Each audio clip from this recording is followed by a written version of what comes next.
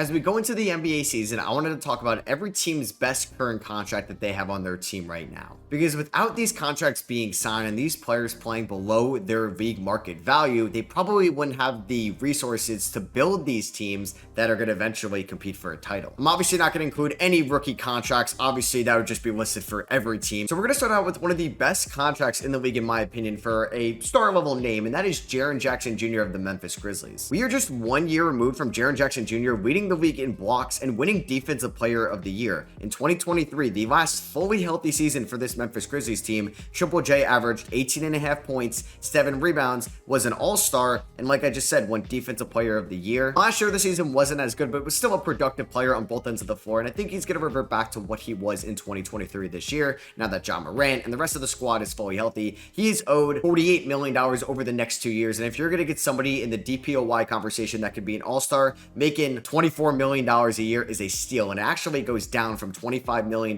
this year to $23 million next year. So the Houston Rockets have like 90% of their roster taken up by rookie contracts, and they spent a lot of money on Dylan Brooks, Jock Landale, and Fred VanVleet last offseason. So I'm going to talk about somebody they acquired last year that was hurt all of last year's season due to a right knee surgery, and he's just making $12.5 million a year this season, but I think he's going to provide more off the court than on the court at times, and that is Steven Adams. Steven Adams is a pros pro. He's one of the best veterans in this league. It could be a very good mentor for Alperen Şengün this season. Last full Steven Adams season in 2023 with those Memphis Grizzlies, he averaged 8.5 points, 11.5 rebounds, and over a block a night. And we saw how much Memphis was impacted when Steven Adams wasn't on the floor. And I think Steven Adams is going to be a great mentor and backup center to Alperen Şengün this year, and it's going to be well worth the $12.5 million.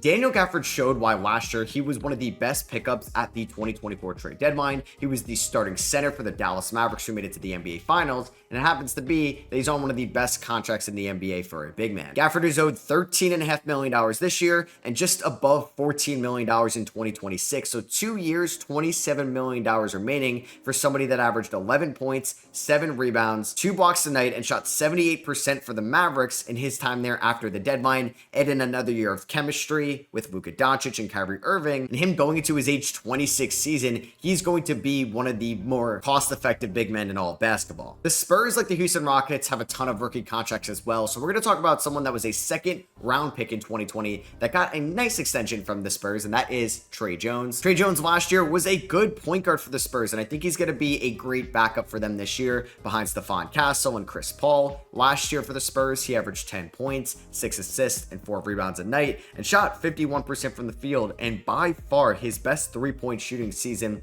in the league, where he shot 34% from 3 on 2.5 attempts a night. He signed a 2-year deal worth $19 million this offseason with the Spurs, so that is going to be great value for them when he's making under $10 million a year for the next 2 seasons. The Pelicans have one of the best contracts in the league because they have arguably the best perimeter defender in all of basketball locked up on a 3-year, $40 million contract right now in Herb Jones. Herb Jones was just on all defensive first team. He had the best three-point shooting season of his career, where he just shot 42% from 3 on 3.5 attempts a night and averaged 11 points. For the Pelicans, he finished 5th in Defensive Player of the Year voting, and he's going to make $13 million this year, $13.9 million next year, and $14.8 million in 2027. I don't think he's better than OG Anunoby, but he's pretty close to him in their specific roles, and he's going to be making almost $30 million less than OG Anunoby over the next 3 years. Goes to show you how great of a contract Herb Jones is on for New Orleans. So before we get back into every team's best contract in this video, I want to give a quick word from today's sponsor, Underdog. You guys obviously know about Underdog. They've been a great supporter of the channel over the last couple of months, and with the NBA season right around the corner, same with college basketball, you have college football going on right now, NFL season is in full swing, MLB playoffs, WNBA playoffs. There's just so much going on right now, and Underdog is the best way to play fantasy sports. You could use my code SROS to get a 50% deposit match up to $2,000. So you put $2,000 in, you'd get $1,000 in free play, and you can play their pick'em feature all season long. It's my favorite thing to do in Underdog, where you can have 2 entries up to 8 entries, and you can 100 times your money in a single night, just picking higher or lower on a certain stat. And that's use code SROS, SROS. Thank you to Underdog for sponsoring today's video. Please remember to play responsibly.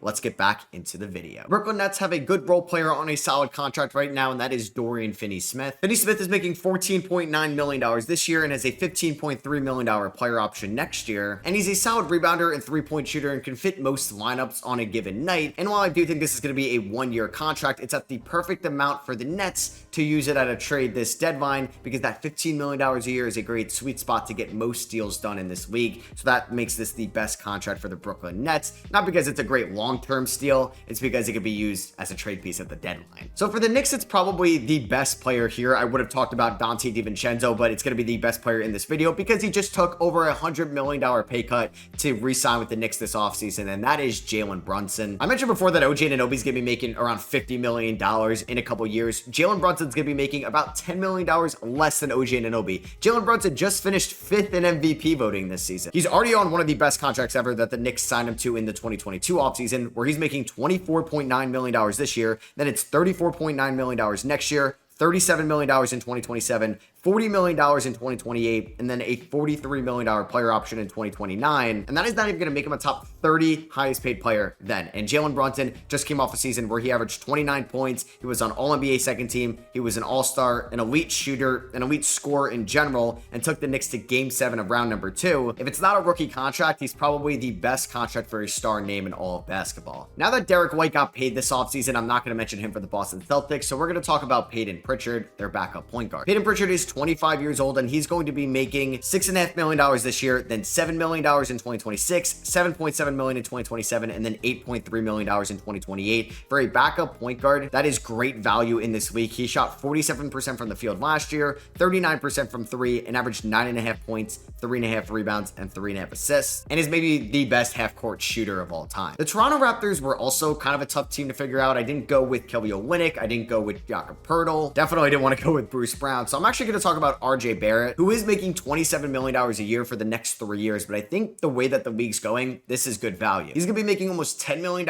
less than Emmanuel Quickley and $20 million less than Scotty Barnes at the end of this contract. And if RJ Barrett could show what he did in Toronto over that 32 game stretch over the course of the next 3 years, this is going to be one of the best contracts in the league. 21.5 points, 4 assists, 6.5 rebounds a night. He shot 55% from the field, 39% from 3. And I also thought looked competent on the defensive end of the floor during those 32 games in Toronto. So like I said, if he could replicate that over the next 3 seasons, he can actually turn into one of the best contracts in all of basketball. And that's going to be really exciting because RJ Barrett is still just 24 years old. The Philadelphia 76ers signed a bunch of people this offseason. I think what's going to be a great contract for them right now is Andre Drummond. Andre Drummond signed a 2-year deal with Philadelphia this offseason, about $5 million this year, $5 million next year. That's a player option. But he immediately is one of the best backup centers they have had in the Joel Embiid era. We no longer have to see older players like Dwight Howard, DeAndre Jordan, Paul Millsap try to back up Joel Embiid, or last year when it was B-Ball Paul Reed, it did not work out well. And Andre Drummond, when he was in Philadelphia, was a really good backup big man to Embiid in that 2022 season. So I think the 76ers used their money wisely this offseason, getting a good backup to Embiid. For the LA Lakers, it's a younger player that they re-signed in the 2023 offseason, and that is Austin Reeves. Austin Reeves is 26 years old, and he's going to be making around $39 million over the next 3 seasons, which is great value for somebody last year who played in all 82 games and averaged 16 points, 5.5 assists, 4 rebounds a night for the Lakers, was also pretty efficient, 49% from the field, 37% from 3, and 85% from the line, and has been a proven playoff performer for the Lakers in the past. So it's either he's a starter this year or transitions into a 6th man. This is one of the better contracts in all basketball for guards. He finally got extended this offseason, so he's going to be making a little bit more money, but I think it's great value for him still, and that is Ivica Zubac of the LA Clippers. Zubac this year is going to be making just $11.7 million for somebody that is going to put up double-digit points, double-digit rebounds, and be one of the best rim protectors in all of basketball. He did sign a 3-year, $58 million contract with the Clippers this offseason, so he's going to be making a little bit under $20 million a year for the next 3 years after this year, which I still think is really good market value for Zubac. I think he's one of the more underrated big men in all of basketball. We have another Jones brother making this list. I know it's just a 1-year deal, but it's too good. Tyus Jones for the Phoenix Suns is going to be making $3 million this season. And he's most likely going to be a free agent next summer and sign for more money away from Phoenix. But Phoenix is going to get insane value for $3 million this year. Last year, Tyus Jones for the Washington Wizards averaged 12 points, 7 assists, and 3 rebounds a night, and shot 49% from the field, 41% from 3 on 4 attempts a night, and 80% from the line. Now, he's not an elite defender by any means, but he's going to be a very good point guard, orchestrating this offense for the Phoenix Suns, being a lead initiator and ball handler at times for them. And for $3 million a year, there's nothing that can go wrong. For the Sacramento Kings, they re-signed Malik Monk this offseason on a fantastic contract. I thought Malik Monk was going to leave the Kings this offseason because he was going to get a lot more money elsewhere on the open market. He's going to be making $35 million over the next 2 years and then $41 million on the last 2 years of his contract. $76 million for 4 years of Malik Monk is great value. In my opinion, he should have won Sixth Man of the Year last year. It was unfortunate he got hurt at the end of the year, but in 72 games, all off the bench, he averaged 15.5 points, 5 assists, and shot 35% from 3, and also did a great job as the backup point guard for this team as well. And now if you're making $20 million for this is great. And he's 26 years old. The NBA cap is rising, and this is great value for Sacramento. For Golden State, it's actually going to be a former King, and that is Buddy Hield, who they signed this offseason to replace Klay Thompson. Buddy Hield is going to be making around $9 million over the next 4 years. 4 years, $38 million for one of the best shooters in all of basketball since he's entered the league. Buddy Hield has attempted over 4,800 3-point shots and is shooting 40% on those threes. That is just insane. He's not in the Steph Curry tier of 3-point shooters, but he's right behind him. And last year for both the Pacers and the Sixers, he shot 38% from 3 on 6.5 attempts a night. And that just seems like his floor every single year, that he's just not going to shoot below 38% from 3. And he's going to be a nice splash bro replacement to Klay Thompson. Like I mentioned before with the Vita Zubats, this player here for the Indiana Pacers was on great market value, but he did re-sign with the Pacers this offseason on a longer term deal. He's going to be making a little bit more money, but he's still on a fantastic contract, and that is TJ McConnell. TJ McConnell is going to be making $9 million this year, but then also signed a 4-year deal worth $44.8 million after the season. So $12 million for one of the best role-playing point guards in this league was a great deal for Indiana. Last year for the Pacers, he averaged 10 points, 5.5 assists, 3 rebounds a night, and shot 55% from the field, 41% from 3, and 79% from the line, and showed up in the playoffs, did a great job guarding other teams' guards at certain points, and was also efficient inside the half court, and is one of the best backup point guards in all of basketball. For the Detroit Pistons, it's going to be big man Isaiah Stewart, who is still just 23 years old, and Stewart is on a fantastic contract right now. He's making $15 million every single year for the next 4 years, including a team option in 2028, which gives the Detroit Pistons even more flexibility with this contract for a big man that put up 11 points, 6.5 rebounds last season, and shot 38% from 3. He's an above average rim protector. He's an above average shooter for somebody at 6'8", and he can also play the small ball 5. So you're getting someone that's an above average player on both ends of the floor for $15 million a year. At age 23, that is great for Detroit. Feels like Milwaukee just has max contracts or minimum contracts. So somebody in the middle that is going to be a free agent soon, but is still on great value money-wise, and that is Bobby Portis for the Bucks. Bobby Portis is going to be making $12.5 million this year, and then has a $13.5 million player option next year, and has been playing on around $8 million per year for the Milwaukee Bucks over the last 4 seasons. So he's provided immense value for Milwaukee. He's always in the Sixth Man of the Year conversation. 3 of the last 4 years, he's finished top 10 in that voting. He's going to give you around 14 points and 8 rebounds a night, and he's also turned into a very good 3-point shooter. He shot 40% from 3 last year. For the Cleveland Cavaliers, we're going to talk about somebody they just recently re-signed this offseason, and that is Isaac Okoro. The Cavs and Okoro agreed on a 3-year, $38 million contract this summer, pretty late in the offseason, and it ended up being Woj's last reported deal before he left ESPN. And Okoro is one of the best wing defenders in the Eastern Conference. He's not as elite as like a Herb Jones overall or an OG Anunoby, but he's in the tier below those guys. He was really good for Cleveland last year, and he had the best 3-point shooting season of his NBA career so far. He shot 39% from 3 on 3 attempts a night. And if he can keep that volume and efficiency right there with this defense improving each and every year, he's going to be a great 3-and-D role player, just making $11 million a year. For Chicago, it's one of the best contracts in all of basketball. It's going to be Kobe White. Kobe White re-signed with the Chicago Bulls in the 2023 offseason, basically a 3-year deal worth $33 million. So over time, he's going to be making a little bit more money each year. $12 million he's going to be getting paid in 2025, and then $12.8 million in 2026, which is just unreal for for somebody with his production. Last year, broke out, finished runner-up in most improved player voting. He averaged 19 points, 5 assists, and 4.5 rebounds, and he shot 38% from 3 on 7 attempts a night. It's right up there with one of the best contracts in all of the NBA. For the Jazz, it used to be Lauri Markkanen, but he got paid this summer, so now it's going to be Colin Sexton, who signed a deal with Cleveland, then got immediately traded to Utah in the Donovan Mitchell deal. So he's got 2 years left on this 4-year deal he signed that was worth $72 million.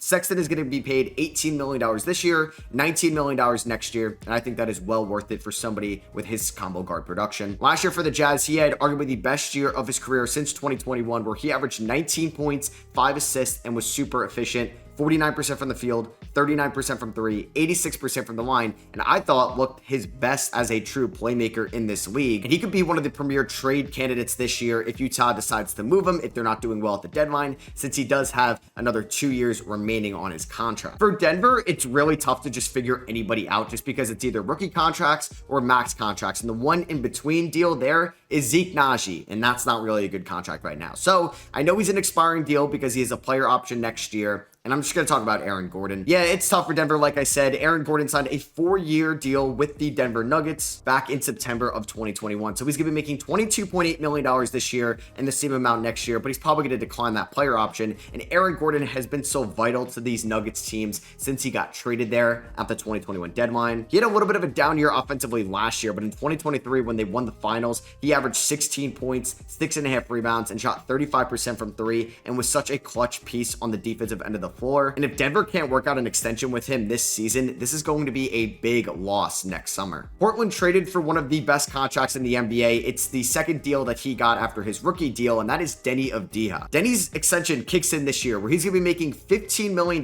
this year, and then it goes down every year. In 4 years from now, in 2028, Denny is going to be making $11.8 million. That is going to be the best bang for your buck in all of the NBA. Last year, Denny averaged 15 points, 7 rebounds, and 4 assists a night. He shot 51% from the field, 37% from 3. In my opinion, just improved every aspect of his game as a playmaker, as a perimeter shooter, and as an inside scorer, and you truly can't get a better deal than this. For the Oklahoma City Thunder, it's not going to be Alex Caruso since it's the final year of his deal. You could talk about the new extensions Aaron Wiggins just got, or Isaiah Joe, but I'm still going to talk about Lou Dort, one of the best role players in the league, who's going to be making $16.5 million this year, $17 million next year, then has a $17.7 million team option in 2027, which gives OKC even more leverage with this deal. Last year, he averaged 11 points. That was down, but the three-point shot was up. He shot 39% from 3 and still played elite defense. They don't need him to score on this team. They just need him to guard other teams' best, either guards or wings, and he's doing a great job at that in that role. For Minnesota, it's going to be the new pickup in the Karl-Anthony Towns trade. It's not going to be Julius Randle. It's going to be Dante DiVincenzo. The Knicks hit a home run when they signed Dante DiVincenzo with their full mid-level exception last offseason. Dante is going to be making $11.5 million this year, $11.9 million next year, and then $12.5 million in 2027. He signed a 4-year, $50 million contract in the 2023 offseason, and he was one of the best three-point shooters at the shooting guard position last year. He averaged a career high across the board, 15.5 points, 4 rebounds, 3 assists a night. He shot 40% from 3 on 9 attempts a night, which is just insane efficiency for that volume. And he did struggle against Philadelphia in round number 1, but he hit the biggest shot in that series to win them game number 2. And he was also really good against Indiana in round number 2. He averaged 23 points, 4.5 rebounds on great efficiency against the Pacers in those 7 games. This is a phenomenal contract for Minnesota going forward. For Charlotte, it's going to be a backup they have on their team right now to Mark Williams, and that is going to be Nick Richards, who is owed $5 million this year and $5 million next year. Mark Williams has struggled to stay healthy throughout the start of his career. Nick Richards is one of the best backup centers in the league, and there's a chance he could start a lot of games again for Charlotte this year. Last year for Richards, he averaged 10 points, 8 rebounds, and shot 69% from the field. He's not clumsy inside. He's not going to take bad shots, and I think he's going to be a great pick-and-roll partner again with LaMelo Ball this season, and he could have a much larger role if Mark Williams were to get injured once again. It was shocking when Washington re-signed Kyle Kuzma in the summer of 2023, but they inked him to one of the best contract extensions in basketball. Last year, Kuzma got paid the most on this deal last year at $25 million. It goes down to $23 million this year, then $21 million in 2026, then $19 million in 2027, and you're getting Kuzma for for the rest of his prime. Kuzma's 29 years old. Last year for the Wizards, he averaged 22 points, 6.5 rebounds, and shot 46% from the field. And what makes this contract even better, it's super tradable. So if Washington decides to move Kuzma at the deadline or next year's offseason, they're going to get a great return because it's a descending contract over time, and it's not that much in today's NBA. For the Orlando Magic, it's going to be their starting center, Wendell Carter Jr., who's going to be making $12 million this year and $10.8 million next year. Now, this contract was signed a couple years ago in 2021. So he earned $14 million in 1 year and $13 million already. So it's going down. And these descending contracts are so valuable in this league. And you're getting a good starting center for around $11 million a year. That is phenomenal in today's NBA. I know his scoring went down last year, but I thought he did a good job as a rim protector. And he also showed out his best three-point shooting season of his career. 37% from three on 3 attempts a night. And if he can continue to progress as a rim protector, having someone that could stretch the floor as a stretch 5 and be a good rim protector is so valuable today. The Miami Heat don't have a lot of valuable contracts in my opinion. Jimmy Butler's getting paid the max, Bam Adebayo, Tyler Hero, Rozier, Duncan Robinson, they're all getting paid a ton of money. And then you have other guys on rookie contracts. But somebody that was picked up this offseason that I think they did a great job re-signing on good value is Hayward Highsmith, who's going to be making $10 million over the next 2 years. $5.2 million this year, $5.6 million next year. That is good value for somebody that shot 40% from 3 last season on 3 attempts a night in just 20 minutes per game. I think those minutes could go up this year if there were injuries to happen. He started a lot of games last year when there were injuries with the Miami Heat, and he's going to be someone that's going to be a good two-way player. I think he could be a great 3-and-D rotational piece for them this year. And for $5 million, that is an absolute steal. And lastly, for the Atlanta Hawks, it's going to be Onyeka Okongwu. Now, this could be the best contract in basketball if we got to see Okongwu start. He's making $14 million this year, and then it ascends over time to he's going to be making $16.8 million in 2028. But a 4-year deal worth $60 million for Okongwu with his potential is such good value. We just may never see him hit that potential as long as Clint Capella is still on this team. This is Clint's last year in Atlanta, so at least we're going to see 3 years of Okongwu as the starting 5 on this contract. Last year, 10 points, 7 rebounds a night as the backup center, 61% from the field. He has such a good connection with Trae Young. That's why I just want to see him start even more games, because he has only started 36 out of his possible 233 games in his career. So that is going to be it for me. I hope you guys did enjoy. Let me know your team's best contract in the comments below. Did I get it right? Did I get it wrong? Let me know. And drop a thumbs up if you guys want to see me maybe do this with every team's worst contract. Just let me know. And make sure you check out Underdog Fantasy. Link is in the description. Use code SROS for that 50% deposit match. I'll catch you guys in the next one. Peace.